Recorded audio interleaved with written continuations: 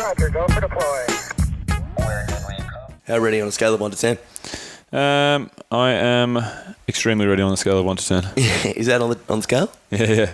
Oh, what scale are you talking about? Well, I'm talking about this. Well, there's a couple of scales. Kilos or we talking metronomes. Pesos? Metronomes. Yeah, pesos, yeah. Right. So you're 11. I'm about 350 pesos out of a 665 taco order. Oh, yeah. Okay, I mean, so you're ready. You're not. Well, I mean, you're almost there. Un orden de taco de pastor. Yep. Yeah. I don't know what that meant, but anyway, we'll get the show off. Yes. All right. Are we on? Yeah, we're on. Oh. We're on. Oh, we owe. We're owe. Yeah, but so should we bring everyone up to date with why you've been giving me so much shit about my grammar? Your grammar? Why? Because you speak like a fucking spud. 12% of my life. Is they?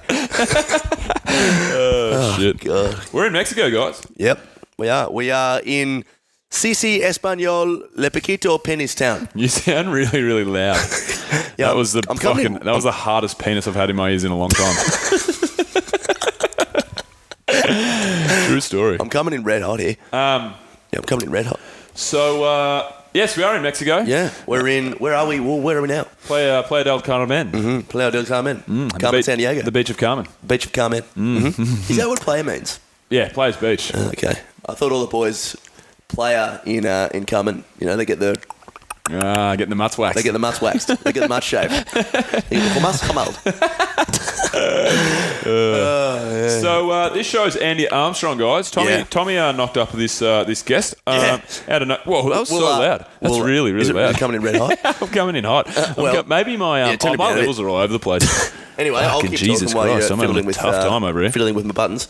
I knocked this guest up, and we'll probably be seeing him in 9 months, and we'll see what the go is there. You're gonna He's have a bald little half English, half Australian baby. Yeah, it's going to be It's going to be. Imagine if me and Andy Armstrong had a kid. How do you reckon it would look?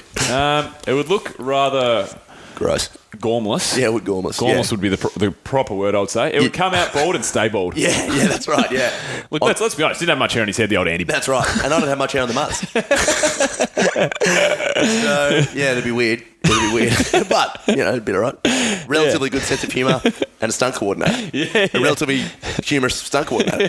That's great. Oh, shit. Look, congratulations. Congratulations, man and man. You've got a really healthy 8-pound, relatively funny young stunt coordinator. And it looks like, I don't know how you did it with 2 penises and 2 testicles, 4 testicles, but you made it hummus. He's bald all over. Never have hair. Sorry, Andy. If Andy listens to the show, he's going to hate Andy's getting put right in the grill here. Yeah. Anyway, poor bastard. So, Andy Armstrong is a stunt coordinator. Tommy knocked up this show last minute.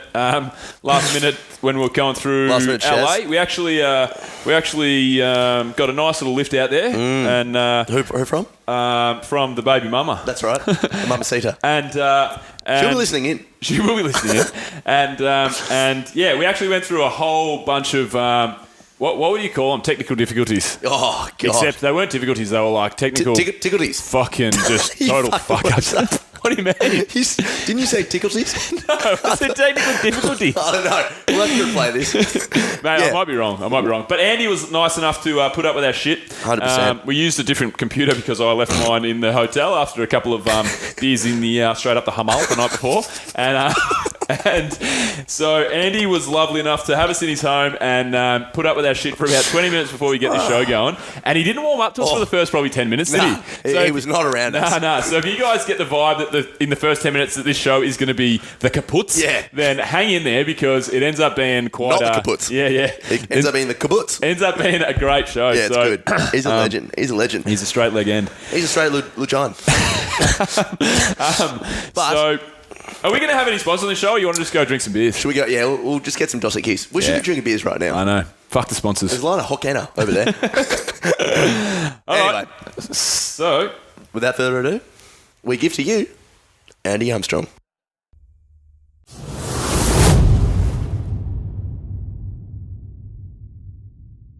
All Alrighty, Andy. Jeez, what an absolute mix-up that was. Guys, welcome back to Adventure Radio. We've just had a... I can't hear you through here, though. Oh, yeah, that's all right. We can... after everything that's happened, mate, we'll just keep recording. Is it just a mic? Yeah, it's just a mic. It's just a mic, because I don't have to wear the headphones. Yeah, we'll let... Should we start again or keep the viewers in on this? No, that's all right. We've been off to a rough start here with Andy. We've rocked up... I read the GPS wrong. Yeah. We arrived 45 minutes late, and then we set our stuff up for maybe an hour. So basically we are... Other than that, though, it went like perfect. It went really well, didn't it? Yeah. Other than everything that happened, it's gone well. Exactly, yeah. We're currently 2 hours and 28 minutes over time what we should have normally been. So we should have already done 17 shows by now, but we haven't. So, sorry, Andy. Oh, well, so everybody, welcome back to the radio. Tommy's decided to host. Tommy's not the host. I'm so up and about after getting all that right. I'm feeling really weird. I feel like I've been demoted after the GPS. That's right. Andy, why don't you give us a quick rundown of who you are and what it is that you do?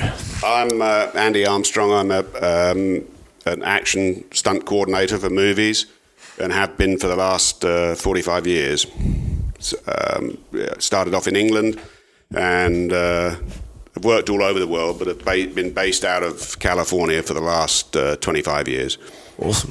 So coming into a career like this, it has to obviously start somewhere. And what was it for you that got you into the world of stunt coordinating?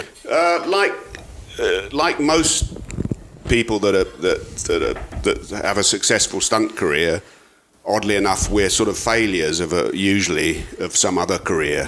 I was a motorcycle racer and a car racer, and although I'd presumed that would be my career since I was a very small kid, since I first ever saw anything with a wheel on it.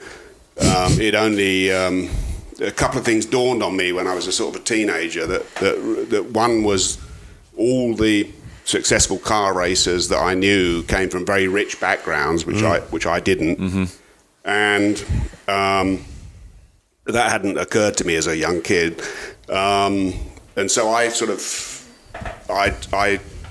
did a sort of transfer to motorcycles and competed in trials and off-road endurance events. But it became very evident fairly quickly, although I had quite a long career on motorcycles, that I was never going to be super successful or certainly super rich out of it. Yeah. And so just about the time that I started to realize that maybe this was not going to be my path to riches. My brother, who is a stunt coordinator and action director, was doing a show in the south of France and happened to need a guy to double Sir John Mills to lay down a BMW motorcycle as a police officer, and so I went out to France to do it. And had one of those fantastic light bulb moments where I realised that I could earn a lot more money crashing a motorcycle than I ever could failing to win a race on one. So for me, it was a real sort of watershed moment. Right. And that started a stunt career that's lasted almost half a century. Wow. And just back onto the motorcycle stuff, is that because you said that if you're not coming from kind of like a wealthy upbringing, it's a lot harder to make? Is that because you need to put so much time into the actual racing and like motorcycles? People came from poorer backgrounds, but they had one other ingredient that I didn't have, which was huge talent. Right. So you just conveniently left that part out. Yeah. I was shit at. Yeah, exactly. I mean, there were people that came from working class backgrounds that did very well with motorcycles, and I could have probably struggled around and sort of made a starving living at it. Yeah. But the rich background really came, was the real sort of domain of car racers. Nearly all the successful car racers that I'd heard of or knew in Europe had come from wealthy backgrounds. And so although I even well into my stunt career, and even occasionally now I still race cars, it was never going to be something that I could afford to do 52 weeks a year, and it was something that I wouldn't make a living doing. So, and I actually enjoy it much more now that it's a recreational thing. Yeah, cool. So where did you grow up anyway, Andy? Like, this is all happening in which in part England? In the England? south of England, yeah. Right, and then when you started doing, so you went over there for, you said you... I went to France to work for my brother as a stunt double for Sir John Mills, and did the motorcycle stunts, and I also did some car driving on the show. And then I had, then I realised that in those days there was very, very few people that just specialised in vehicles, and so I felt that there was much more possibilities for me going into the production side of filmmaking. So I became an assistant director. Right. And I had a very, very successful career as an assistant director. In fact, was the youngest first AD doing big movies in the world. And purely by luck, really, I worked with some sort of legendary directors, Don Siegel, P.D. Yates, and John Borman, and a lot of people all over the world. And so I had a very successful career as an assistant director. And then I started directing action sequences. One of the first big shows that I directed the action on was the first Highlander movie. Right. And that started a whole second half of my career, really, where I was a pretty well-known action director, and so I went all over the world directing action sequences, and then it was really when I moved permanently to the California that my career went sort of full circle, and I went back to coordinating stunts, because I would be brought in to direct an action sequence and would sort of inherit a stunt coordinator who was designing that action sequence, and often I didn't. I felt I could do better stuff, so I started stunt coordinating, and so my career went full circle. I went back to doing stunts. Right.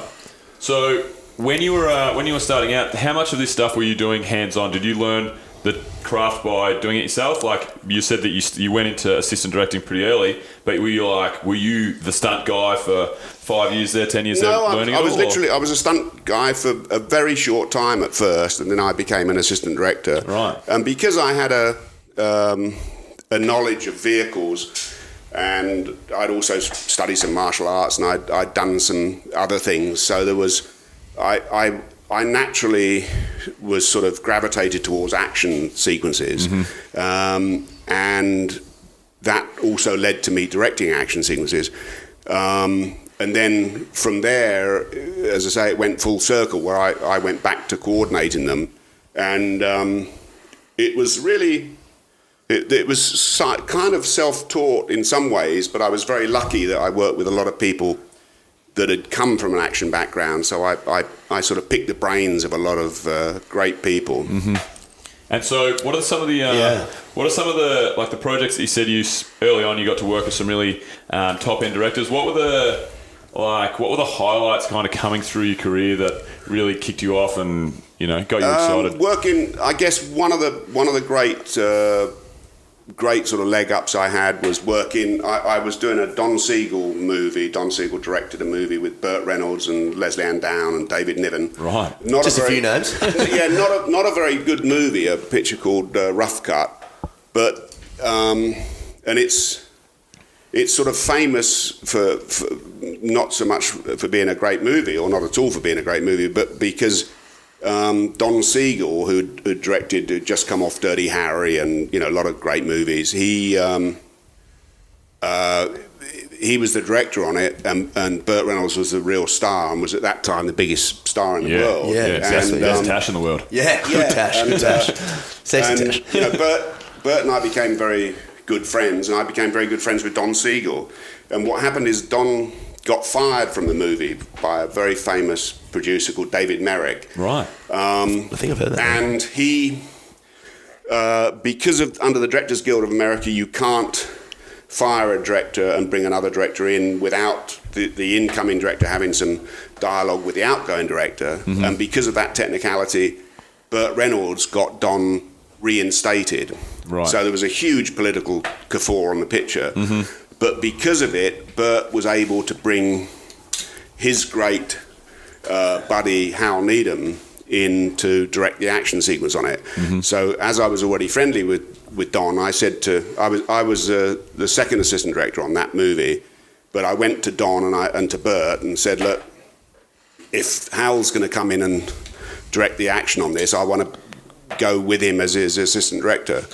So basically, because Don and Bert sort of took me under their wing, I was able to go and be the assistant director with Hal Needham on that action sequence. And Hal, right up to his death, was very instrumental in supporting my career and helping me along the way. Right. In fact, it was one of the great adventures for a young guy at that time that we went in a private jet with Burt Reynolds and Hal Needham and myself, and we went to Amsterdam and scouted a load of locations all over Holland. You just were scouting locations, or were you scouting anything else? Just scouting locations. There's a lot of good locations over there. We would scout them in a stretch limousine and pull up and just look at things out the window and drive off somewhere else. It was fantastic. That's definitely what I want to be doing. It was a fantastic adventure. And during that time, Bert and Hal would tell me all these incredible stories, so it was a really fantastic time. And Bert's a fantastic raconteur. I reckon he would have a few. Yeah, tremendous. He would be an amazing person to deal with. Yeah, fantastic. And I still keep in touch with Bert now, funny enough, and I kept in touch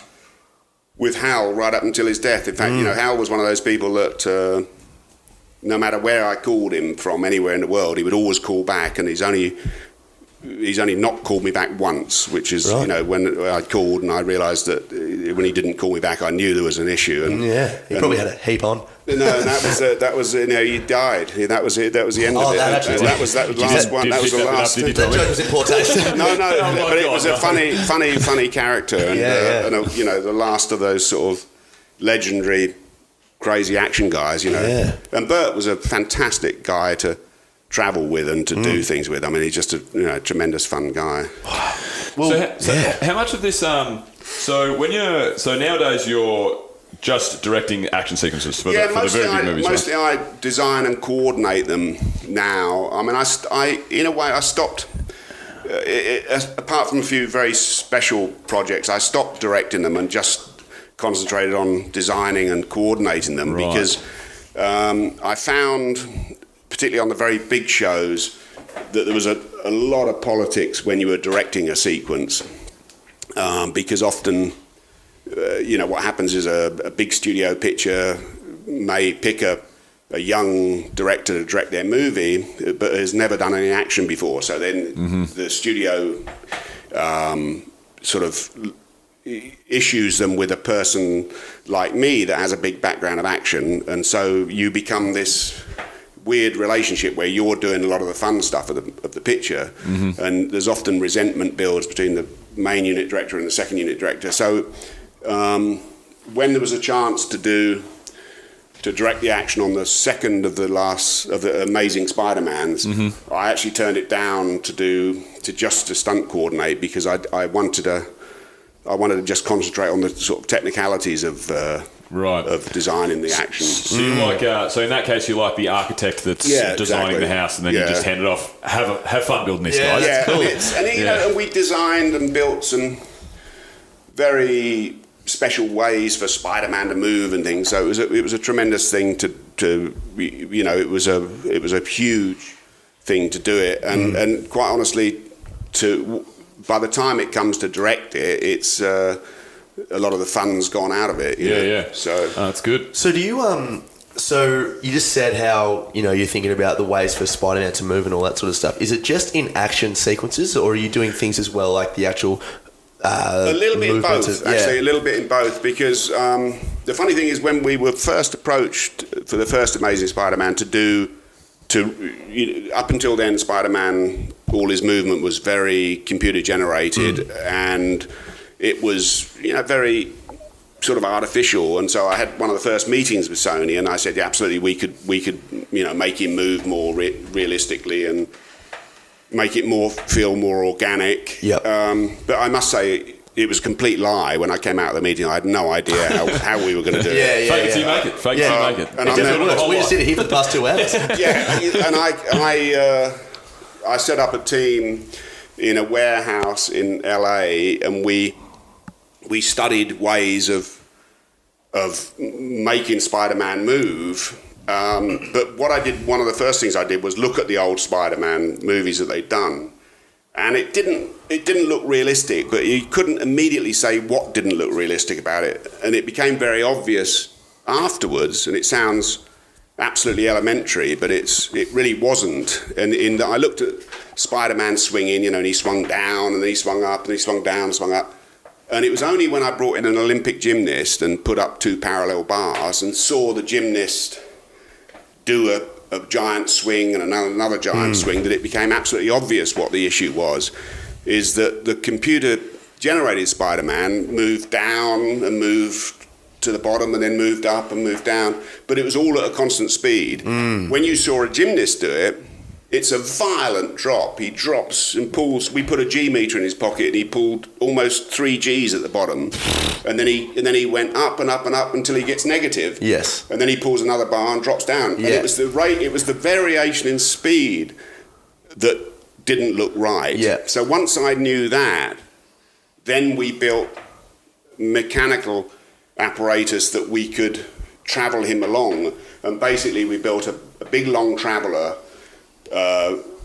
Driven by an electric motor that would basically, we would drop him from a high height on a pendulum, and then as he got almost to the bottom, we would accelerate the traveller along a track so that it would go like a whip. Wow. And it would just be like a crack in a whip, and that way we could travel him along the streets of New York. See, and that's the thing about with movies, when with the sort of things you do, is that is such a minor detail, but no one would even think of that. But if it's wrong, the whole thing will go to shit. That's absolutely right. It's what I call the 5-legged horse syndrome. If you'd never seen a horse in your life, but you saw one with 5 legs standing in the field, you know that it's wrong. Yeah, exactly. Yeah, and that's a good analogy.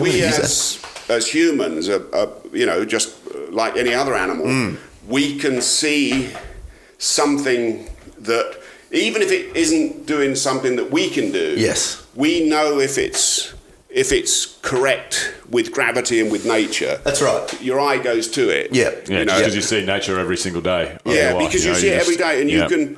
It's why when it's very hard. If you're hunting, it's very hard to make no matter how well painted it is, to make a caricature of a deer and have other deer think it's a deer, because it doesn't smell like a deer, it doesn't move, it doesn't do any of the things that they do. Mm-hmm. And a horse is the same. When we did Planet of the Apes, we had apes on horseback, and the first horses we brought in wanted nothing to do with it. But it's at first the producers were thinking it's because the apes don't look like real apes, but it isn't that at all. It's the smell, or it's the whole thing of it. You have to get them used to these things being something that they're going to accept in their world. Yeah, right. And it's an element we have all of our, it's part of our self-preservation technique that they're things I'm convinced that's why people, easily get mugged or get into trouble in wrong areas, because they overlook those natural elements that are in our brain that are protective, they're protective processes. Yeah, absolutely. I suppose if you've got a movie, like you're saying, it's such a little tiny minuscule fact, but if you've got a movie that overlooks 10 of those facts, and the movie just feels off. It does, yeah. What's funny is you only got to look over 1 or 2 of them, and the movie just won't feel right. Yes. You won't know what it is about it, but it won't feel right. There's plenty of movies that I've watched like that where you're just like, I don't know, you can't buy right into it, because you have to be. No, you can't. You have to be fully invested in a movie to be emotionally attached and to be in for the ride. It's a big reach as well to ask an audience to be invested in something, because you are, you're already aware that you're looking on a flat plane surface. You're looking on. So it's hard to get people into that world anyway. Yeah. And you see it with bad TV shows where someone's driving and they look across for far too long, and even if you don't think about it, they're being towed or they're in a process street or something, because you know that you can't drive like that. You can't do it. Yeah. So they can't do it. Yeah, that's right. So have you ever worked on a movie where like you were saying, you know, these things get overlooked, where you may have accidentally overlooked it. The movie's come out, you've had a look at it again, and then something's gone wrong. Oh, yeah, many movies, Just, Can you give us an example? Because, like, that spider one is just such a specific... Driving is a big thing, but it happens with me on lots of levels. I can tell if someone can ride a horse or ride a motorcycle long before their arse hits the saddle. Yes. Because it's the approach, is how they walk up to it, it's which hand they put out first. You know, anyone that rides a bike, you'll invariably see they'll reach with their left hand first and put it on the clutch. Yeah. You know? And you'll nearly always get on from the left-hand side. It's a very odd rider that gets off on the other side. And the same with a horse. You know, you can tell if someone walks up, how they walk up to a horse. You can tell if they've ever been around them or not. Which is what made some of those great old westerns feel so authentic, is because people like John Wayne and Clint Eastwood had their own horses, and the horse responded to them the way you imagine a horse that's your horse would respond to. Exactly. You know, it looks at him when he speaks, and you can see some of those old Wayne movies where they're having a scene on a horseback, and the horse is listening to what's going on. You know, and it's because it's his horse that he'd have on every western. Really? Same with Clint Eastwood. That's incredible. I never John Wayne, and I own my own horse, and that's probably the worst John Wayne. They had horses. Both of them had horses. Sorry, Steve McQueen did some great stuff on horses, but he also obviously did great stuff in a car and on motorcycles. But he looked right doing it, because even if he wasn't as good or as fast or as cool as you would like to imagine he is, but you could still tell he had a certain passion for that activity and could do it. You know, the way he held the wheel, the way he sat in it. You know, and those are those little invisible things that are really important in a movie. So so for everybody at home, we're actually sitting in Andy's house, which is close to Warner Brothers. Can I give you the exact address? Yeah, sell it to them. Yeah, that's right. And we're sitting in these stunt coordinator. They kind of look like director chairs, really. I'm sitting in the Spider-Man chair. They've all got the names of the movies on the back. Them, yeah. It's amazing. You got a picture. If you can't picture what we're talking about, like the on set, you know, the starring role, the name on the chair. It's really cool. Who you got? Who you sitting in? Have I got London Calling? Which was the original working title of Spider-Man, actually. It was called London Calling? Really? Yeah. Because I didn't know what that was when I first sat down. No, and it was supposed to... London Calling. It was supposed to be so that people wouldn't know what it was. But, when you turn up with like 65 veheuls and, 200 Spider-Man chairs... flying through the building. Yeah, it's a bit of a giveaway. Yeah, that's right. So which ones are your favourites? We know... there's some in there. Yeah. This is a favourite one because this is... Moonshine Highway, which is a movie I wrote and produced and directed for Showtime and Paramount 20 years ago, in fact. Right. Excellent. But with starring Carl McLaughlin and Randy Quaid. Cool. But the Green Hornet is in there. That's a movie I really enjoyed. Green Hornet. That's a good one, isn't it? Yeah, it's a fun movie. It unfortunately cost too much because of lots of political issues and stuff on the set, but we did some fun stuff on it. Just to get the aliens down to melt to Earth would have been pretty challenging, I assume. It's getting the Green Hornet. Possibly the worst gag I've ever made here, but I don't do nothing. It wasn't working. No, it's I don't know what else there is in there. Galaxy Quester is in there. That's got. That does have some aliens. That was a really fun movie to do. So, hey, what about Andy, I want to talk about so say you're creating a bunch of scenes for a movie. Say for example, I'm going to use Mad Max because it's the most action-packed action sequences you've ever seen. I did actually send some people out to do Mad Max as well because the stunt coordinator is a sort of friend of mine and asked for some people from here that drove big rigs and things. Yeah, awesome. So say Mad Max and all the crashes and scenes and jumping and people flying out everywhere. So how much of of what you do when you're building the scenes, how much OH&S goes into it? Like, how much is there any time where you're like, all right, we want to send this guy triple backflip, smash against the wall here, he's going to fall down over here, he's going to have this land on him? Like, do you have to take into account can we kill someone here? Like, there's always a risk. I mean, that's my big sort of well-known saying is that you have to really question yourself, because if you can only do it once, then it's not a stunt. It's an accident. Yeah. So that's a very good point. The trick is to make things look as dangerous and haphazard as possible, and still make them repeatable. The hardest thing is to make something still feel organic, because you can rehearse and rehearse and rehearse, so you do know exactly where he's going to land and where he's going to bounce and where he's going to do it. But if you're not careful, that can also look pre-staged and prepped, you know. So the trick is to make something be as repeatable as possible, but as raggedy and, you know, seemingly out of control as possible. Jeez, that's a bloody hard thing to do. Yeah, it's very, very hard. It's very, very hard. It's very hard.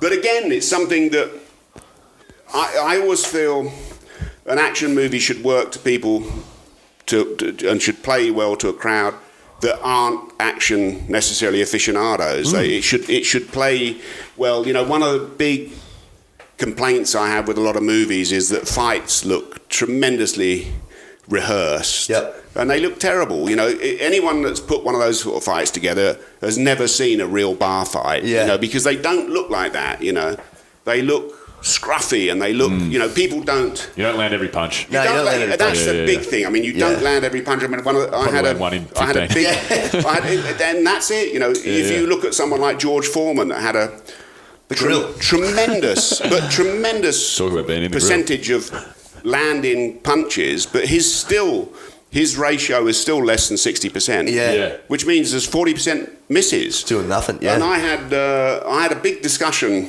which wasn't so much an argument, but it was a really heated discussion with Tom Cruise about it on The Firm. It's funny, I did the same thing a couple of days ago, and he's a good man, Cruise. But he just doesn't get it though, does he? He wanted to hit.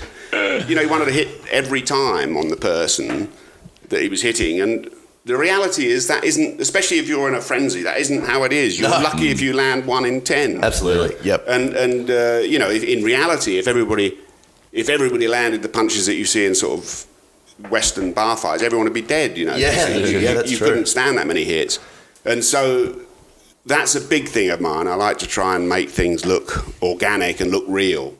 Does it also depend on the sort of movie you're working on? Yeah, absolutely. It's got to depend on the Kill Bill. Kill Bill, it's just it takes the piss out of That's right. Every shot of a hit and a knockout and a rip the head off and and I think the big thing with every movie, whatever the genre, whatever the type of action, is to make action that's right for that movie. I mean, a lot of things that a lot of movies that I've been well known to do, I've actually taken action out of it because there's too much of it. Right. Because it's action's a bit like horror or erotica, nudity or anything. If you see enough of it, you've seen too much.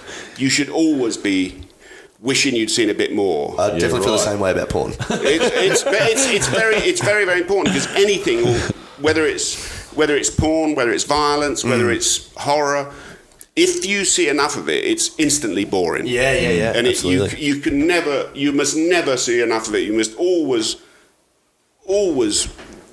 cut out of it before you've seen enough. Because one of the big things I do if I'm in a cinema and I'm watching a big action movie that feels like it's going on forever, there's action that's going on, is I always look around, and invariably you'll see people checking messages on phone and talking or whatever else, because it gets numbing eventually.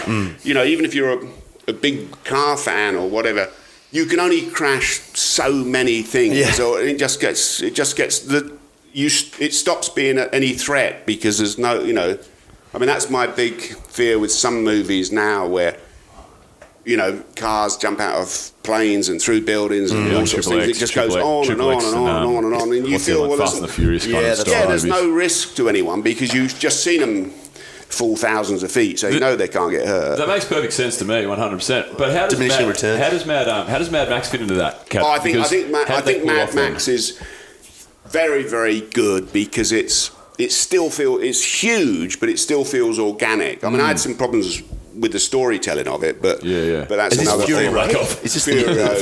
Yes. Yeah, because I don't know. Yeah, because they seem to drive a huge fleet of vehicles using tons of fuel halfway across the world to get some fuel. They didn't get the fuel, and they came back, and everyone seemed it was okay. No one asked any questions. No. Just blow up another car. Just put a boy playing guitar. Exactly. No one cares. But I loved all the crashes and stuff, because I thought they felt, well, they were, you know, a lot of them, even though there were CG elements with them, there was a lot of real, massive mechanical carnage. And so when it's got to that level, I think it's great because it becomes like a cartoon caricature of it, but it's really well done. I mean, I think the action was fantastic in it. Yeah, it was a great movie. I feel like the hard thing about all this, I feel like Fury Road, although it definitely was good with all that sort of stuff, people wanted to see that because they'd seen the original Mad Maxes. But we're getting to the stage now where people have just seen everything. People have seen the car chases. They've seen the kids have seen everything. Do you think there'll ever be a ceiling that we'll reach where it's like we're going to have to replay the same? Well, I hope so. I mean, it's a very, very good question. I really hope so because I do feel, which is a bit sort of hypocritical for someone that's made a very good living crashing, it's a lovely house, breaking stuff for years. But I do feel that it's gone too far. Really, there's too much of it, and it gets boring. Yep. I mean, I don't watch many action movies for sort of enjoyment because I find them boring. Because they're. There's just so much, crashing. I've seen a lot of movies recently where I don't know what's going on because it's just everything's blowing up and there's stuff everywhere. Yes, exactly. And I do think that eventually what must happen is you devalue the action in there because still I do these seminars all over the world and talk to film schools and talk to all sorts of action film students and things, and it's very interesting because one of the questions I always ask is what their favourite action movies are. Absolutely. And invariably they'll say, or which is the best car chase and things like that, and invariably like car chase they'll bring up is Bullet, which is still fantastic now. It's 1968 it was done, fantastically done, beautifully shot, but it's interesting that is on everybody's sort of car chase best list. The movie's not an action movie. Yep. It's a thriller. Absolutely. But it has one great action sequence, which is the car chase, perfectly placed in the movie, and that's why it's so well valued. If it was balls to the wall action right from the get-go to the end, that car chase would be forgotten. Yeah, absolutely. It's interesting, and it's 17 minutes of the movie that chase, and that's all it is. But people imagine that's an action movie. It's really not an action movie. It's a thriller. The rest of it is just a tense thriller. Yeah, and I think it's I think that's a very real, very real factor in that a lot of the favourite action moments take place in movies that don't have a lot of it, so that it's a very high value. Stands out. Yeah, it stands out.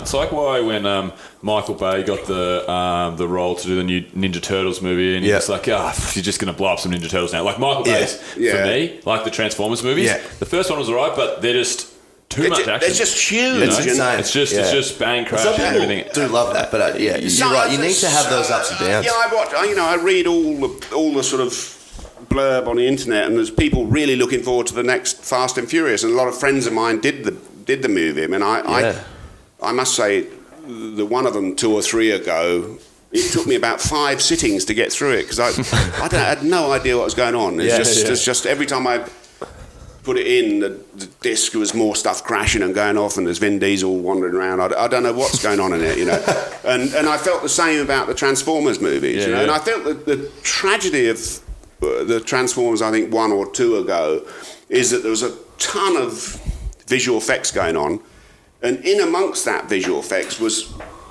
and I only know about it because I know the people that did it, but there was 5 real wingsuit guys that flew through the buildings in, down the street in Chicago. Right, so that's like the CGI suits on or whatever to track and build the... No, they really flew it on location. I didn't see the movie. I didn't actually see the movie. They really flew in the movie, but the background's been so altered and changed that for me, it completely devalued the incredible action that they did for real, because there's lots of sort of cartoon stuff blowing up around them, and it could have been, you could have put them in post-production, really, That's insane, isn't it? Yeah, and it's incredible because they're really talented guys. They're the best wingsuit guys. JT Holmes and a couple of JT Holmes. JT He's Holmes. a Red Bull wingsuit guy. Yeah, that dude. Yeah, he's a very. We tried to get him. I've tried to email him to get him on the show. Yeah, I can call him. He's a very, very good friend of mine. That's great. Let's get him on it. Yeah, and he's he put that together, and they flew at incredibly low altitude in Chicago, long streets. Yeah. And it's very dangerous because you go through a gap. Oh yeah. And the wind can be going in all sorts of directions, but it just gets forgotten in the movie because you just think that they're CG as well. Yeah. It's weird, because that's such an amazing feat, but it's sort of wasted. But those movies also make a lot of money, so I'm probably in a minority for thinking they're popcorn movies. Really, they're not a work of art, are they? They're just they're not a money spinner. Not my sort of thing, but that's no, that's the problem I have with the Marvel universe. Because Marvel are my favourite. Marvel if you are my love favourite it, comics. It's the same. Oh yeah, good point. They're my favourite comics, and I just think that as soon as they hit with X-Men, they're just like, right, we're just going to pump out as many movies as we can. We're going to put as many special effects as we can. And we're just going to try and make as much money as we can. Exactly. Whereas the DC universe, it's like, I feel like, I'm only really going off Batman, but I feel like there's much more storyline, much less. Like imagine the Batman movie if Batman was a Marvel character. Yeah. Imagine what the Batman franchise would look like. Exactly. It would look like there would be 50 times more explosions and 50% less storyline. Yeah. You know what I'm saying? And for me, you get the feeling that they're putting all these characters in one movie to see which ones are popular, and then they'll make a movie about that with that character, and the others they don't care about. Really, and it's kind of weird. Marvel comics. Yeah, there's so much going on that I just don't think. For me, they're no longer interesting. I mean, Thor was fun to do because it's great actors, and we did, it was the first one, and so we did some really cool stuff, and. Chris Hemsworth was fantastic. He's a fellow Australian. He lives in my backyard, actually. Just in the dog box there. And tremendous guy, Chris. I mean, he every single bit of action, apart from I think 2 or maybe 3 shots in the whole movie, was him. No double. Yeah. Is there many like of the big movie stars in Hollywood that do their own? Yeah, stunts? Jackie Chan obviously used to do his own stunts, didn't he? He was like one of the famous guys. He also had doubles to line stuff up and things, but he did pretty well all of it himself. Yeah, right. But and Tom obviously does, just about all his stuff himself. But so cool. But it's and there's more of them. I mean, Chris could easily make a living as a stuntman. An Indian actor that I worked with, Hrithik Roshan, did every single thing himself in a huge Bollywood movie I did called Bang Bang.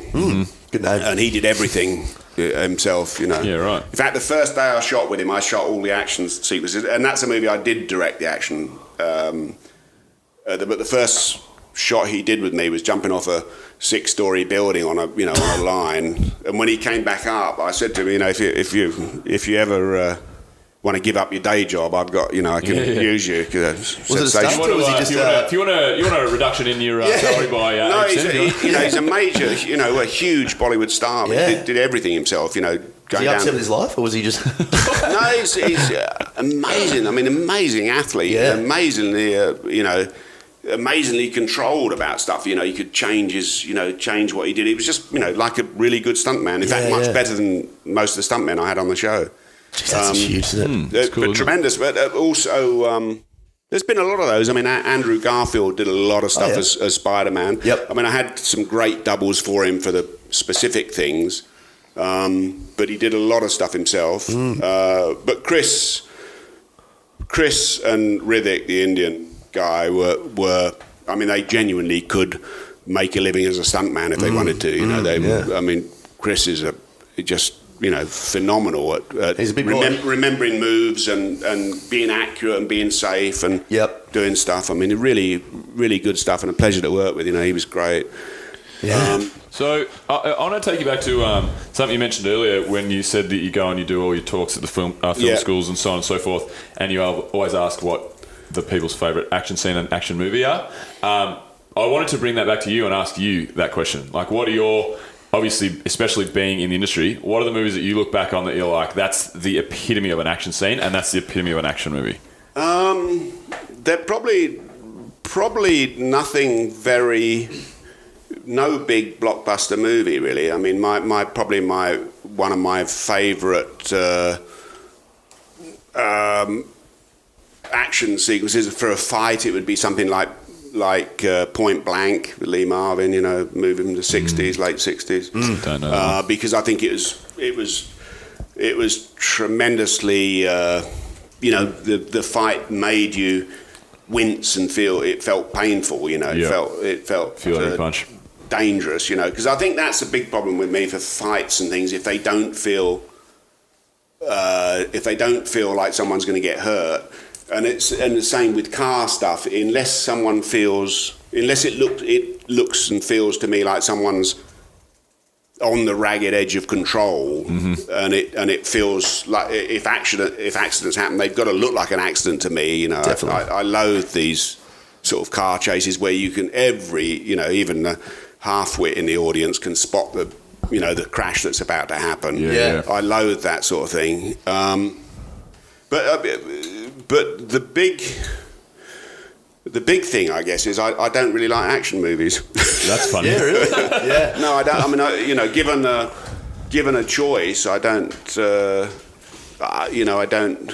They're not the movies that I choose to watch. I mean, I've made a great living doing it, and so it sounds a bit hypocritical, but it's I'm not entertained much by action movies. I think a great thriller or bit of a rom-com, man. Andy, no, bit of rom-com. No, I do like rom-coms. I think great. If I was taking any movies to a desert island, they'd virtually all be comedies. I think. You know?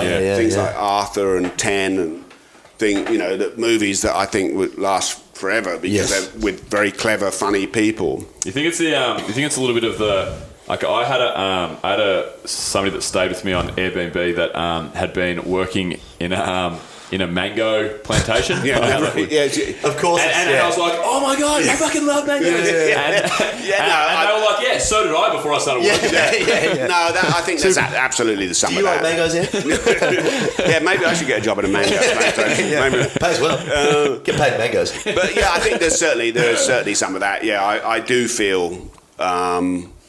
that's one of the reasons I sort of have essentially kind of retired in this last year is because I didn't find anything that I was being offered was exciting for me really. Right. You know, I felt I'd done all that before, and when people in the interview, when people say they want you to do something that you've done in a movie 5 years ago, 10 years ago, or 2 years ago, whatever, I just think I've done that. It's boring. I'd rather if I can do something new and different, that's different. Making Spider-Man fly and feel like he was, like he was really happy, and that was a challenge, and so that was fun to do. Thor was cool because when I met Chris, it was obviously. We would build the action round him really doing stuff for real with really him, because it's kind of a weird character, Thor, when you think you've got choice of any weapon on Earth and you choose a hammer. It's kind of a ridiculous. You're made Thor. Yeah, you're made it. Huge made it. Loves the pork. Yeah, but you've got to make all the action feel like it's human driven. Even if he's super powered, But these other ones where there's tons and tons of action, it's all, there's no yardstick about what someone can do. That's another thing that really drives me mad about superhero movies is that you find, superheroes only exist well in movies or comics if they have a really good failing. You have to have the kryptonite. Yeah. You have to have something. Otherwise, if the guy's bulletproof and can fall thousands of feet and land on concrete and not get there's no threat or danger. You have to. I think the whole thing with any character is what their weaknesses are, because then you can build up whatever the action is. But I find that's a big problem with a lot of superhero characters. They don't seem to have any failings. They can't nothing. You can't ever hurt them. So I don't. Therefore, I don't feel there's any risk. Yeah. And I think risk is what's interesting. If you saw a car, spinning donuts and going flat out backwards and doing a reverse 180 on a parking lot, you'd watch it once and then it'd be boring. If you saw that same action on a narrow mountain road with a sheer drop, it becomes exciting. There's only the potential for for injury and danger that becomes an exciting moment. It's like we were talking about rom-coms before. Like a rom-com wouldn't be successful if it was like they met, they fell in love, and then 2 hours later they were still in love, and everything was awesome the whole time. Yeah, that's right. It's the failings. It's the failings because we relate those to that. Yeah, we relate to it. We see those failings in ourselves. And, exactly. And action has to have that. Action has to have threat of danger, pain, or death. Otherwise, it's no longer a risk. You know, which is the big problem with a lot of movies. That, as I say, where the guy. I walked off. I left Catwoman because of that reason. You know, I went to shoot the action sequences on Catwoman, and Halle Berry's fabulous and did most of all her stuff herself. I agree, she's quite tremendous. fabulous. And, you know, such a great person to be around and do stuff with, and she was terrific. But there was no progression, and one of the things that I wanted to do, and I suggested to the producers very early on, is that you see Catwoman fight one guy, and you know, as she's developing, she fights one guy, beats him. She fights two guys, beats him. She fights four guys, beats him, and she fights all get better and better and better. And then she meets Sharon Stone, who has got no special powers, nothing special about her, and she's an older woman and everything else. And she gets her ass kicked by her, and it's just no reason. She's a cat. It was just no reason though. That's right. And so I wanted to have Catwoman in the fight get injured and get a broken leg, or I wanted to get a broken leg and a broken arm, and she has to still fight because of that. With that, and then there's something to overcome. And they said, no, you can't have Catwoman injured, and so I knew that was going to be a failing. And then the other thing I put in the movie was I wanted Catwoman on a motorcycle, because otherwise the only action in the movie was fights. That's all you saw, which no matter how much of a fight fan, it gets boring. And so I wanted to put her on a motorcycle, and they said, oh no, we originally written it that way for her to be on a motorcycle, but we tried some bespoke sort of hand-built bike. They wouldn't give it to us, and I said no. I said I have a great relationship with Ducati. I'll get her a Ducati, and I'll shoot a sequence with her on a bike, because I think it's really cool. And I spoke to Halle about it, and I said, look, this is a really good thing, because it's a cool image, a really sexy woman on a really sexy bike, flying around at night, and. Height, black, lace. Yeah, exactly. Well, the funny thing is, they said, "Oh, okay, if you can get something cool."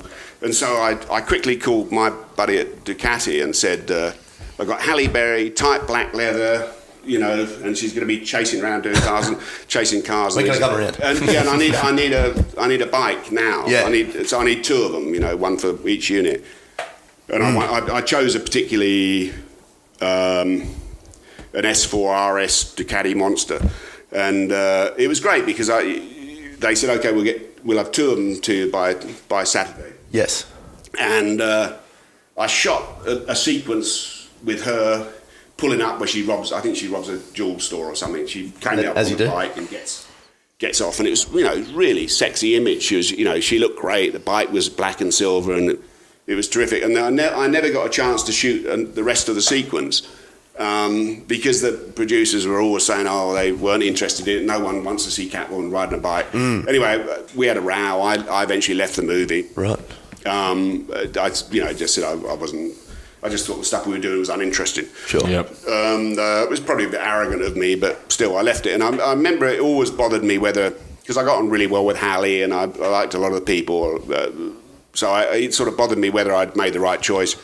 And it's funny, when the first trailer came on the TV, and it was all Halle on the motorcycle. I knew I'd made the right decision when the film was a turkey. And it was a genuine turkey. It was a dreadful. It's a dreadful movie because it's boring. There's fights just go on and on and on and on and on. And the funny and sad thing is that Halle knew that it was a turkey when we were doing it, but she still did it with sort of all her energy. Yeah, still got your reputation on as an actor. And she was tremendous, did a lot of the fights and things herself. It was terrific. So with those sort of ones, are they a little bit harder to sort of, I guess, make that call? Because with like a Superman superhero movie, I guess the thing is, irrespective of the skills of the shitty sort of security people or whatever, they should have that idea, or the plot should go that, you know, fight him, kill him, and then it's the big boss at the end. Yeah. But, I mean, like, is that kind of skewed with what people want to see, even though it's not supposed to be realistic, because that's not what the superhero Well, is? it should be skewed that way. Yeah. But I think in the end it gets skewed with people's personal egos about storytelling and everything else. I mean, I think the moment you abandon those basic values, you're in trouble with a movie. You know, it's hard to make a movie. It's hard to make a movie and have someone buy into a special world, which is not a world that we necessarily know. You know, and so I think you have to pay very careful attention to those sort of things. And I think it's, you know, that was important for me to leave that movie, and because I just didn't feel I was doing anything any good, you know, and certainly at that stage of my career, I just thought, unless I can do something really great that I can look back on and feel cool about, I want to do it. That's fair enough. That's fair enough for sure.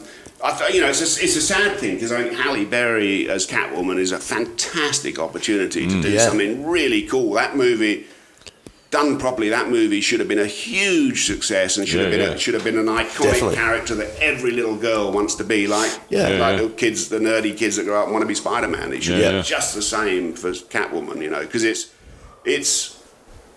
also very now. It's a female empowering movie, and you know, it's a cool, sexy character, so it satisfies every sort of demographic. It's terrible that movie wasn't a huge success, and probably won't get made again for a lot of years because of it, because it was a big, expensive movie. It's interesting, for sure.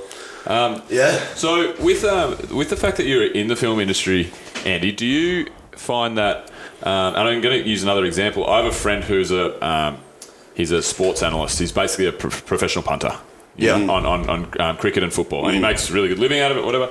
But for him, watching sport isn't really fun anymore. Like because he breaks down every little bit of the game, and he sees figures that he shouldn't see. His mind's not there. For like someone like yourself who's worked in the film industry your whole life, do you find it hard to get engrossed in a movie, and can you just pick it apart too much? Is it? Oh yeah, terrible. I do. Yeah, I think that's why I naturally gravitate towards either very lightweight movies or documentaries. I mean, I watch a huge amount of documentaries. I used to think I was I would watch them to find something interesting that might make a great theatrical movie, but I realise I actually enjoy them much more because because they don't follow a separate path, and the villain might not be the villain, and that's real life. I'm much more interested in those than. And that's really one of the reasons I wanted to sort of step away from doing action movies as I've done now, and I've been, written a couple of books and doing these seminars and things, is because I felt I was getting a bit stale, and I wasn't excited by it anymore, I guess that's the most important thing as well for you. Like, if you're not getting excited by it, if you're not excited by it, then you're never going to do anything any good. Yeah, that's right. Yep. And it doesn't matter. More. Yes, you can do it for the money, and you can do those. You can just keep churning it along, but I'd rather find something else that I can earn money from and do another. Which is why I really made a conscious effort to sort of step away from it after the Spider-Man movies. I felt I'd done some really cool stuff on it. And then we did the Indian movie, Bang Bang, which we did some, fantastic stuff all over the world in all over India and Abu Dhabi, and did some pretty unique stunts that we designed and set up. Because the wonderful thing about the huge Indian movie is it didn't have to make any real sense, so there was a chance to do stuff just for the spectacle of doing it, backflipping motorcycles on a huge bridge, Bollywood, the highest bridge. Totally imagine. Probably completely mad. You've not seen the dance in the background. Completely crazy, but it was because of it became really good fun, because you could just think of something and do it. Okay, let's do it. The funny thing is, when I first talked to them about doing it, they'd had they started the movie and they did a sequence in Thailand, and the actor was hurt. They didn't tell me this till afterwards, that he had to have brain operation, in his brain. He had a brain bleed, and but Fox, 20th Century Fox, asked me to come and do the action on the movie, and they would only underwrite it if they had someone that they knew doing the action. And they, one of the big things they wanted to tell me is that no one could get injured or obviously killed on the movie. It had to be safe, because they had a terrible record in India of stuntmen that have, been injured or killed. And so I said I'd do the movie, and I read the script, and there was just sort of place markers really for the action. So I designed loads of bits of action on a ridiculous scale, and basically like a shopping list, so that the director and the producer could look at it, and the star could look at it and see which ones they wanted. And the interview went well, and Fox wanted me to do it, and the director wanted me to do it. So we went off on these scouts to India and to Abu Dhabi and to South Africa and all over the place. And I kept waiting for them to say which of these things on this list of mad stuff that I'd invented, which would they like to do? Yep. And eventually I had to ask them on one of the flights, and I said, which bits? And they went, all of it. It was just everything I could think of. I'm not sure you understood that. No, it was like after I'd... This is going to be a 17-hour movie. I'd have fire, had a couple of bottles or something, and I'd be, writing something out, sequence where, I had no idea on earth how we're going to do it. Yeah. But, so she's... but it was really great fun, and it was great to have a star that could really do stuff. Yeah. And, I brought some very specialised stunt people from here, and and some from other parts of the world. We took people and did some really fantastic stuff. We did a huge car crash, one of the biggest ones that a woman's ever done, which my wife did. And we did it in Abu Dhabi. I just thought it'd be cool to do it in a very Arab. Your wife was a stunt woman? Yeah, she's a stunt woman. Wow. Yeah. And cool. We did an absolutely huge crash, a specially designed one in Abu Dhabi, and it was. I just thought, apart from anything else, it was a sort of political statement. It was a nice thing to do, because when we were setting up the stunt, there's a lot of people. From the royal family, and that came out to watch this huge stunt that we were going to do, and then they were really surprised that it was a woman that was going to, get into the fire suit and helmet and that to do it. So it was a big eye-opening thing, and in fact, one of the stunt women that I had there is from Iran. Mm-hmm. She's the only stunt woman in Iran. She was the only stunt woman in Iran, and she. We used her to do some stuff in the movie as well, and then she defected and came here, and so so I helped get her into the country. Cool. And it was really good, because it was it was quite a political statement to show this huge, very violent car crash performed by a woman in a very Arab country. Yeah. So it was a cool thing to do, So I kind of wanted to ask, and I don't know how to ask this, but have you had things go wrong? Like, have people been injured, and what is that in the industry in general? How often do things go wrong? People, obviously, you said in India or Bollywood, people have died. I'm sure probably in Hollywood people have died. Like, yeah. What's the risk factor in Hollywood in this kind of stuff? There's always a risk, and it's very important to constantly remind yourself of that as a coordinator, particularly when you've designed stuff. I mean, I've had many occasions where I've designed something, and then months later you're performing it. You're setting it up to do it, and the pressure is huge. Because you suddenly realise at least one person could easily die. Yeah, and I've had many times over the years where I've thought, what the hell was I thinking of when I suggested this? Yeah. What was that? Was I smoking especially crack? when you're the one who's actually, like, if you're on set, you're having to put it together. Like, yeah, I'm the guy there. I'll be the guy that's calling action and telling someone, and there'll be a performer that will be about to do something that you've told them is safe to do. And go home. and it's a tremendous. There's a great video of me talking to actually my brother-in-law. He wasn't my brother-in-law at the time, but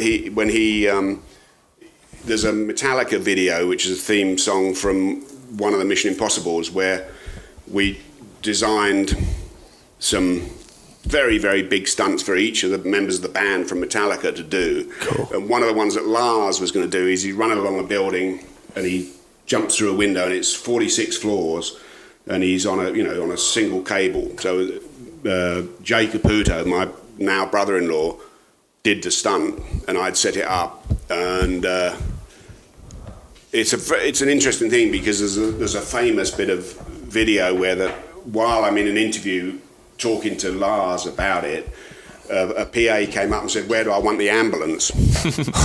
And because I'm a little bit superstitious, I don't like, particularly when I was going to perform big stunts, I don't like to be able to see the ambulance, particularly if you're high up or something, So you don't want to know that you're going to get hurt. No, you're not to see there. You don't want that to be a focal point.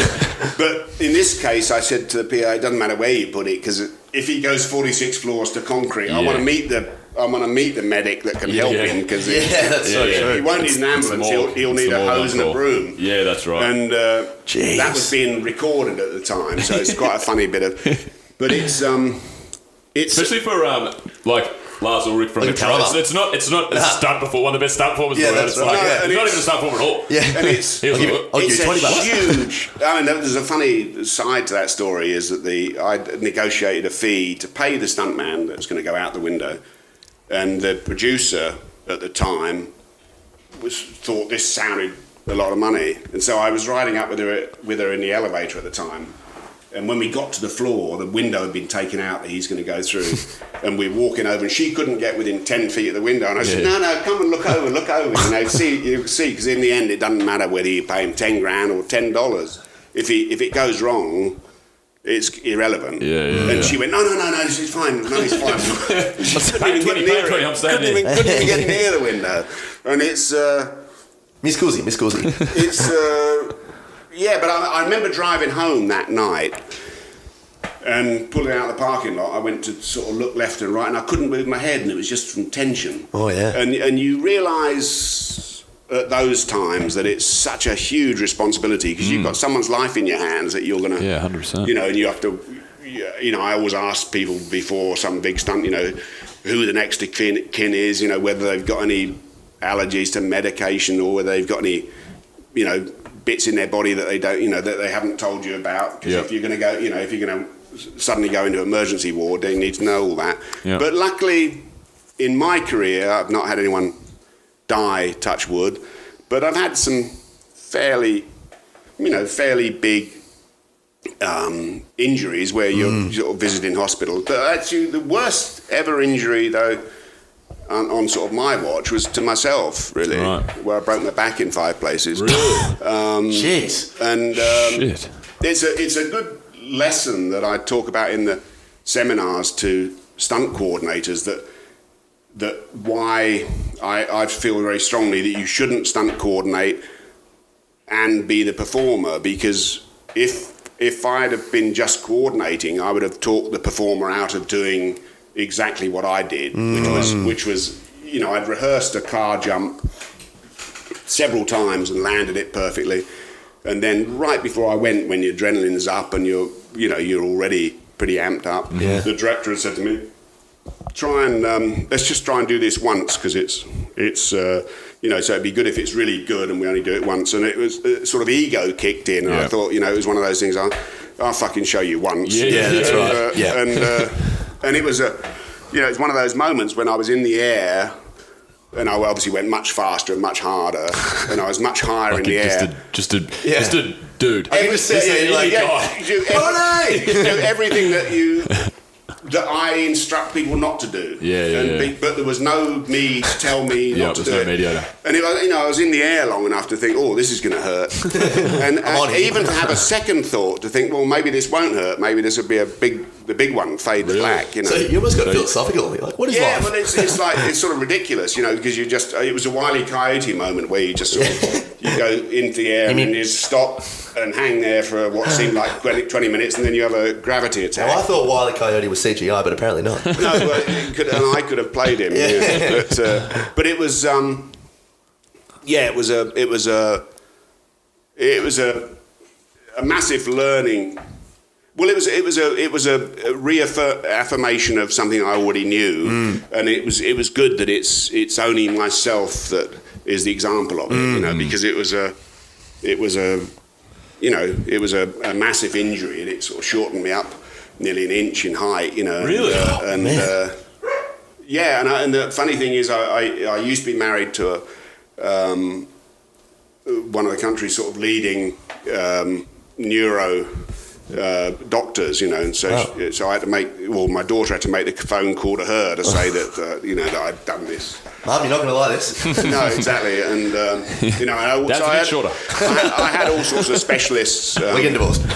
All sorts of specialists sort of treat me, but they did want to pin it and plate it, and I didn't want them to do it. Nah. Because everyone I know that's had pins and fused vertebrae together has never been good. No good. But I stupidly, once they'd given me painkillers and I got home, I was out on a motorcycle the next day, and Really? and came off that with my kids. My kids and I were riding, and it was that point that the doctor said, if it's still shrinking up. I hadn't told him that I'd actually crashed a motorcycle and been hit by a backhoe. So I was also having had all my motorcycles and things confiscated from me by my wife. Besides that, Andy, all good? Yeah, I'm all pretty good. Yeah, I thought I'd then rearrange some garden and yard work, and so I had a guy come in with a huge backhoe to try and move some big boulders, and obviously still with a lot of false courage from painkillers, I was on these big boulders while the guy was moving them, and I remember being on I was trying to get a huge boulder, great big thing, we weighed, a ton or something, getting him to push it with the side of the bucket, and as I'm standing on the boulder next to it, I could see the bucket sliding up it's fully under load with the hydraulics, and I can remember standing on the rock thinking, oh fuck, and I just went like that as the backhoe bucket slid off the rock and hit me, and it was fantastic. It really was a Wile E. Coyote moment where it sent me like 20 feet through the air into a tree. Shit. And no injuries, luckily, but I was wearing this steel brace thing, but the poor guy driving the backhoe, I thought it was another seizure, I thought it was another heart attack, and he locked up the machine and told my wife that he wouldn't move any more rocks unless I was in the house.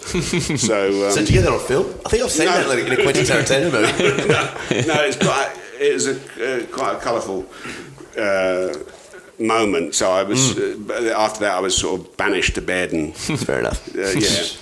Well, that's all. Should we go from 6 from 6? Yeah. So Andy, to finish off, we like to wrap it up with 3 questions from myself, 3 questions from Tommy. Do I win anything if I get them right?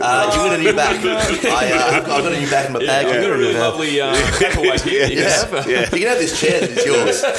I was going to take it.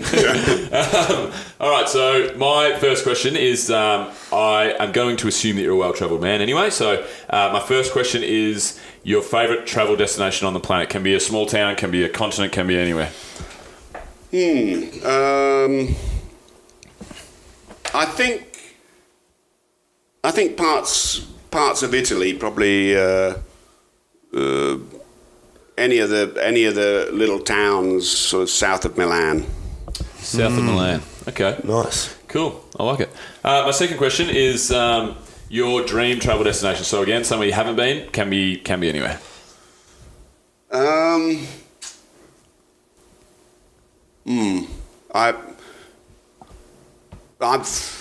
haven't been to Papua New Guinea. I'd like to go to Papua New Guinea. I've spent time in Borneo and see the orangutans. See the orangutans, I'd like to see Papua New Guinea because I think it's one of the last places on the planet where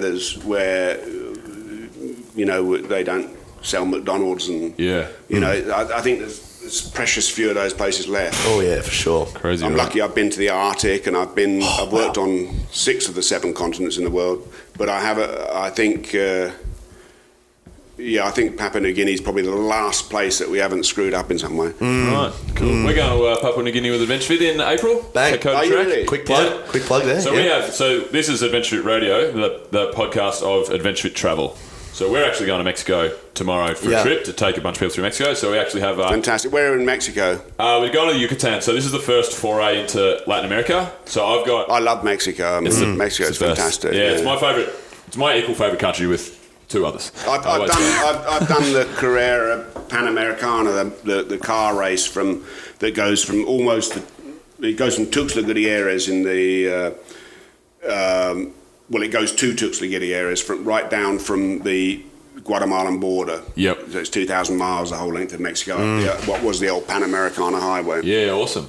Yeah, so we're going to the Yucatan Peninsula. It's just the first foray into Latin America, and it's the easiest, simplest. Yeah. My Spanish is conversational. It's not fluent. You know what I mean? So we're just I can ask for the toilet. The word yes. And tuck it. I'm like that in most countries. I can ask for stuff. I'm not sure whether I've asked for the toilet or called the police. I don't know. Maybe both. Yeah, maybe both. I've gone to the toilet with the police. If the police take you to the toilet, that's bad. That's right. It gets weird. Well, it's when you're in a strip club. It's not necessarily bad. It's just requires a bit of money. Yeah, great. Okay, so my last question, Andy, is do you have any books that you recommend to people? It can be a novel, it can be a comic book, it can be a autobiography, whatever. Adventures in the Screen Trade by William Goldman. I think it's a great one for people that want to get into the movie business, but it's also a great window into the world of the sort of madness about the movie business. But otherwise, I read a lot, but a lot of the stuff I read motor racing books or travel books and things. But, cool. That's cool. Awesome, Tommy. Andy, biggest role model growing up as a kid, or someone you look up to now? As a kid, Fangio, the Italian racing driver. Fangio. Mostly not for his motor racing, but because of his character. I mean, he just did some amazing stuff and was had a sort of Forrest Gump of a life where he seemed, tended to be in certain parts of the world where something spectacular was going on. So I think I try to emulate some of that in my life, travelling around. I've worked in 44 countries, and I think it's great that I've been in some of them while coups have happened and all sorts of things. Wow. I think adventure travel is the most important thing you can install in a kid. Definitely. More so than any formal education, because to really educate, you need to go to places, you need to see people. You can't talk about poverty or riches or cold or heat or tropic or whatever until you've seen it and felt it. I actually safe to say you were a big Fangio. It's probably the worst gag I've ever seen. I was stocking up for a minute as well. No, it was good. It was good. For my brother, I've got a brother that's 8 years younger than me, and I started travelling when I was 24, and it changed my life. Now I own a travel company or whatever, and I couldn't agree more. I think I'm a much better person that I know the world a little bit better than the average person. One of the sadnesses, I think, is that airports feel the same wherever you are. I think it's still special when you get off at an airport and it's one of those Banana Republic type places where you can smell the sort of wildlife and the jungle and things. Those are still exciting for me when you go to those places. So with my brother, when I started traveling when I was 24, and so we're 8 years apart. And then for his 18th birthday, I was like, okay, this was his present was a sheet of paper and it had a list of 8 different destinations that we could go to. There was we could go snowboarding in Japan. We could go on safari in South Africa. We could go surfing in Indonesia. I gave him 8 choices and I said, this is your birthday present. Choose one of these and study up and we'll go and do it together. Fantastic. Yeah, to get his mind ticking over and get that kind of... Because I very important. Feel so passionate about travel when I get so excited and look at different places I can go and try and stoke that fire within him. And now he's 23 now. He's travelled not as much as me, but much more than me at that age. Yeah. And it's just, I think it's just it's so important. fantastic. One of the things that I'm most proud of is that my kids I was divorced from my first wife very early, so my kids came. I used to send a nanny, and they'd come with me wherever I was in the world. And I always made a point of taking them to poor places as well as exotic places, because they could see parts of the world. And it's really great that installed something in them that they still do now. They still travel, and it's terrific, because there's nothing like it. I think people waste far too much money on schools and expensive schools and things. Travel is where real education is. That's where, that's the downfall of a lot of people in America. There's still something like 40% of people in America don't have a passport. Yeah. Wow. And it's outrageous, and people, in that whole middle part of America never travel out of America. Yeah. And travel is the ultimate form of education. Far more than you'll ever learn in a school. Yep. I feel like America is the number one country for that for staying within their own borders. And it's because, for one, it's such a passionate, such a diverse, it is an awesome country, obviously. It's a fantastic country, but it's still like, when you travel, I travelled through Latin America for 6 months, and it's so funny the culture of travel with Australians, because there's 26 million people in Australia, and I think 6 million of them were in South America. It was all Australians. Australians like British people, though. You'll go to some weird back end of beyond, and you'll always meet someone from England, Australia, New Zealand, or Scotland. Someone selling drugs, obviously. But you always will. You'll always meet someone, some definitely, bizarre 100%. place, in the middle of nowhere. 100%. And the banter's always the exact same. It's always the same. But that's terrific. Where are you from? But it's terrific. I love meeting those sort of people, because they're people that have wandered off around the world somewhere, and then they stop somewhere and they make a business, and they're often very successful at it. Yeah. And I think that's a really key ingredient that we need to install in kids, because it's really important, and it's really, I think it also goes a long way to preventing wars and issues and that as well, because it's very easy to sit in somewhere in the States and point things at different countries, because you're basing your own values on it. Correct. And it's different if you've been there and you see that. You see what they Tell you one of the biggest things. I'd like your thoughts on this. One of the biggest things that I find is a travesty in this world. So I've always thought of, like, if I was to have the Bill Kerr Foundation in 30 years' time, if I'm very successful, and people start foundations for whatever reason. Yep. I find, and I'm not talking about opening borders for expatriation for people to be able to live in every country in the world, but so I have staff in the Philippines, full-time staff, and I speak to the guys about possibly trying to get them on an adventure trip at one point. And on a Philippine passport, there's so many countries that they cannot get to at all. And it's the same. We've done every space camp, so I have staff in Nepal. Nepal, Ravi gave away his Nepali passport when he married an American woman. This is one of my guys in Nepal, and he was so happy to do it because he could travel the world now. Because there's 70% of the world, that passport would never get you into that country. And it's going to get worse because of the Muslim footprint and people's interpretation of what Muslim is. It's not just banning the sort of Muslim footprint around the world, but it's about people's reaction to that. And it's absolutely. I mean, I think it's a travesty, that sort of thing. It really frustrates me. I mean, that's the real danger that some of the terrorism that's going on now. That's the real danger that it's causing. It's destroying the chance of a lot of these people will have to travel, because it's making it's going back to the 1940s of isolation of countries and things. It's Anyway, although I don't get excited about going off to do a movie, I still get excited about landing in some tropical or weird barren place somewhere. Jurassic Park.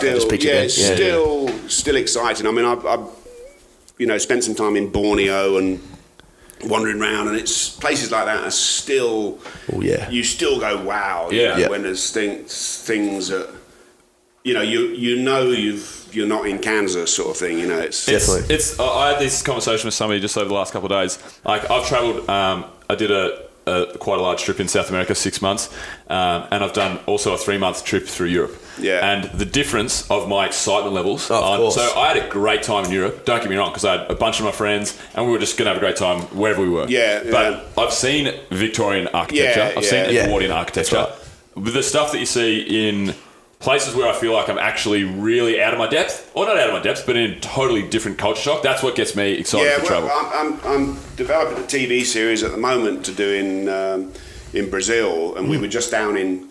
My wife and I were just down in Rio recently, consulting on a TV series there in Rio, and it was great because I'd been to Rio before, but it was on a James Bond movie, Moonraker, years and years ago, 35 years ago. Nice one. Just a little one. Yeah. And I didn't spend that much time in Rio this time, so that was really cool to see that. Yeah, it's my favourite city in the world. It's fantastic. Yeah, what a fantastic looking city, you know. I went there with the highest expectations of anywhere I've ever been.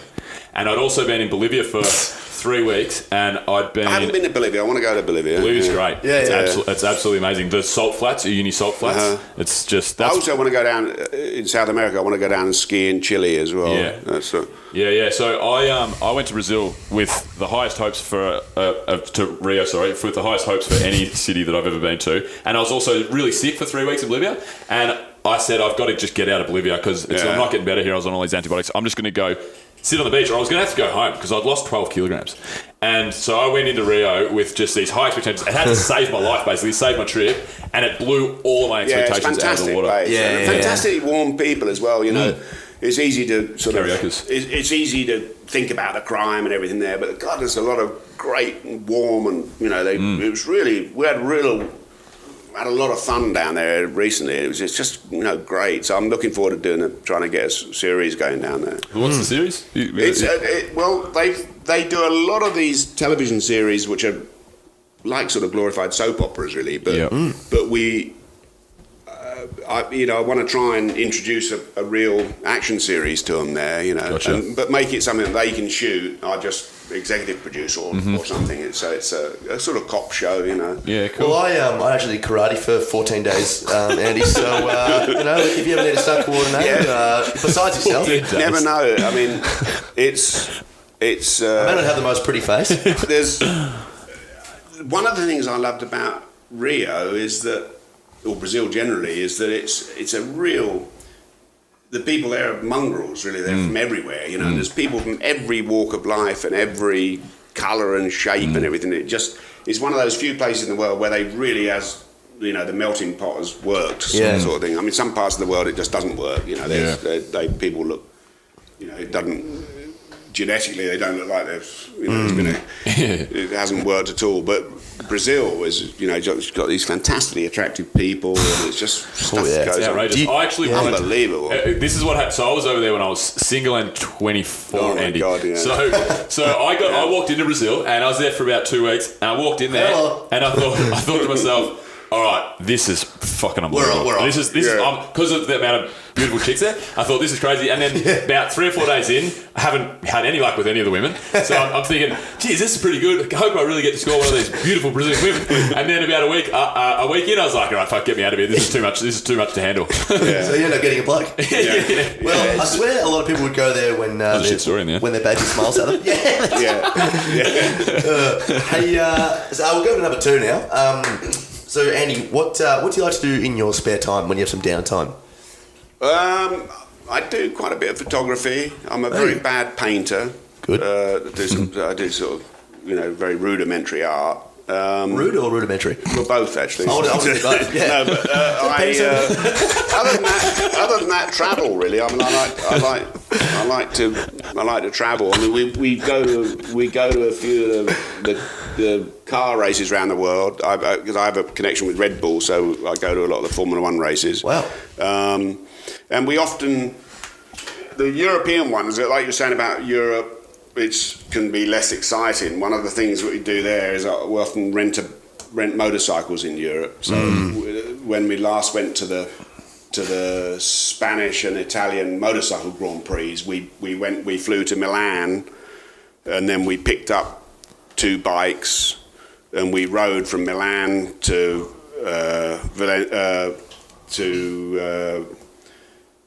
to see the Spanish Grand Prix in not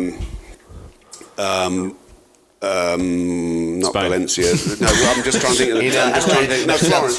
We went to Florence, and so we saw practice, qualified in the race, and then we drove down to the south of France, rode all along, from Monte Carlo all along to Marseille, and then up into Spain, and saw the Spanish Grand Prix, and then rode back across the bottom of the Alps. Wow. And I was on one bike, my wife was on the other bike, and when we took her mother on the back of her bike. Embarrassing, I'm the only one that crashed. But, did you break your back in 14 No, places? I didn't. It was really embarrassing. I crashed parking the bike and had to be helped up by two very attractive women in black stockings and heels that were sort of lifting me up. So it was that's emasculating. So you delivered crash the bike, Andy. Just tell us. Yeah, that's right. There was not even a bike there, was there? Yeah, it was just 14 girls. Very embarrassing moment, but it was good because I agree. Otherwise, you've seen all of this in Europe. It's no longer exciting again. But it was fun to see it on a bike. I've got to say, it was fun to do. Great way to see the scenery. So we're doing some of those. I usually go to 2 car Grand Prix a year. Cool. Usually the Texas race here in Austin, and then usually one somewhere else in the world. So we're thinking about maybe doing Singapore this year. Nice. And finally, this is a tough one, but I'm very interested to see what you say here. If you could invite 3 people to dinner, dead or alive, so people in the past, people in the present, people in the future, if you're aware of some people in the future, who would they be and why? That's an interesting one. Well, I suppose languages aside, I think Fangio would probably have to be one of those. Yeah. Probably Noel Coward would be the other one. Noel Coward? Yeah. Not a brave Noel man. Coward? Not a brave. Well, I just think for the outrageousness of the humour. Who was Noel Coward, sorry? Noel Coward was a mad British theatrical, very gay actor, right? That directed and wrote as well. Wow. But had outrageous one-liners and things. Yeah. The other one would probably be Peter Sellers. Oh yeah, Peter Sellers. Yeah. Fantastic. That'd be good. Yeah. One of my favourite movies of all time is The Party. Yeah, I reckon fantastic that is movie. just- Fantastic. A lot of people get annoyed by that movie because it's just Fantastic. what could else go wrong? Yeah, But it's just the amazing thing hilarious. about that movie is, you could never finance a movie like that now. Yeah. You go, if you try to, imagine pitching that to a studio where you have about 30 seconds to say what it's about. You That's say, right. what the fuck is it about? Well, it's like the original. I feel like obviously like Three Stooges and all that sort of stuff, but the slapstick comedy in that just made way for so many movies that you see now that are huge. And I can't obviously think of one off the top of my head, but God, what's that movie with Steve Carell? Well, all of the Pink Panther stuff with Steve Martin and all that sort of stuff. Like it was just hilarious. But if there was a fourth person to be, it would also be Buster Keaton. Buster Keaton. When you talk about brilliant physical humour. Yeah. You should look at some Buster Keaton movies because his some of the stuff he did was brilliant. And the thing about him is he's a massive contradiction. The guy was an incredible athlete and yet he was an alcoholic. He was a fantastic comedian and yet he was a manic depressive. Really? And he was a boy, but he was also a woman. Yeah, but if you're doing nothing sometime, go online and look at some great Buster Keaton stunts. He did stuff that was just everything that Jackie Chan thought about doing. He got the seed of the idea from Buster Keaton. Wow, that's huge. Yeah, and his stuff is still to this day brilliant. I've tried to put a little bit of Buster Keaton in every action moment within the Spider-Man movies. Because I got Andrew Garfield interested in it, and I used to, try and replicate or put some little seed of something. One of the great stunts he did was there was a thing where he runs across the road and a car goes by and he reaches it and gets pulled out of shot. Completely horizontal, and I wanted to do that in Spider-Man, and at first I had all my riggers rig up all sorts of hydraulics and cables and things to lift him up. And then I thought, no, this is ridiculous. Buster Keaton did it in 1927. he had none of those things. So let's try and work out how he did it. So I watched it over and over and over again until I realised it was sort of acting. He was placing his feet in a certain way to get a launch, and that's exactly how we did it. And if you see the shot in the opening of The Amazing Spider-Man 2, that's how the car chase starts. The police cars all go by, and Spider-Man's on the side of the road talking to someone. He walks out in the road and grabs a police truck. That's cool. And goes out. And I copied it absolutely frame by frame as Buster Keaton did it. It was much more difficult for us to do it because it was a wide screen, and he's got to stay horizontal for even longer. But we looked at it over and over again, and I think anybody that can do something and it still lasts, half a century later, almost a century later, it's worth. That's pretty special. Absolutely, totally agree. Well, Andy, finally, where can people find you? Is there anything you want to plug? Something you're working on the TV you can series? find me at andyarmstrong.com, and you can also find me at armstrongaction.com, and also at the movie makers actionmoviemakershandbook.com. Excellent, cool. Snapchat, Instagram, Tinder. I've got rid of most of the stuff now. I have a load of followers on Twitter, but I'm convinced that 75% of them are deranged or something wrong with them.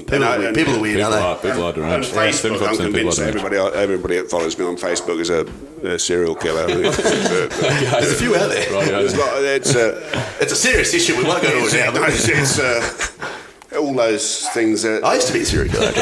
Well, Then I got into the porn industry. Yeah, then it got bored, One of the there same, hasn't really. been a porn serial killer yet, hasn't there? A period killer? No, the period. Sorry. I'm throwing too many shit gags out here. I've had enough. Oh, sorry. Well, that was great. But, awesome. So I'm sort of weaning off all those sites. No, I feel that it's good. It's much better. I deleted all mine. Yeah, it's like, got rid of all the social media. Well, now that Donald Trump's on them as well, it's that's right. valued it all, really. Do the opposite. Andy, that was great. Awesome. All right, man. Cool. Perfect. Thanks for coming on the show, Andy. Yeah. And that's a wrap. Alrighty, gang. Thanks for listening. If you are a first-time listener and you liked what you heard, make sure you hit that subscribe button. Hit it hard. And Hit it real hard. Hit it again. Hit it. Hit it night after night. Oh, hit it. I don't know what I'm doing. How would you say hit it hard in Espanol? Hit it hardo. That's it. Hardo. Hello. And then, if you're a multi-time listener, if this is your second, third, or 100th time listening to the show, then good stuff. Leave us a rating review, and if you've done that, then as we say, either send some nudes. send some nudes, or send some money. I need to send some cunty. Don't send some cunty. Send some money. Send some cunty. Send some money. Send some nudes. Send some cunty. Or send some cunty money nudes. Send some cunty money nudes. That'd be great if you could send that. But genuinely, guys, we read. That was fucked. We genuinely read all of the reviews, and we absolutely love them. We love all the comments on our social medias. So please send us your love, and as Bill said, send us your cut. I